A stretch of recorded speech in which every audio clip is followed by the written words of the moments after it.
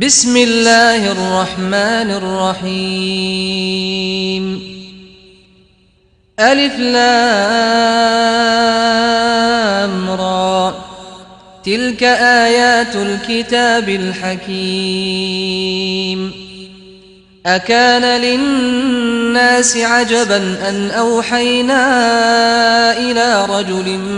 منهم أن أنذر الناس وبشر الذين آمنوا أن لهم قدم صدق عند ربهم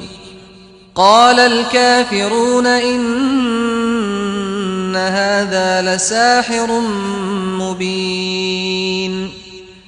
إن ربكم الله الذي خلق السماوات والأرض في 6 أيام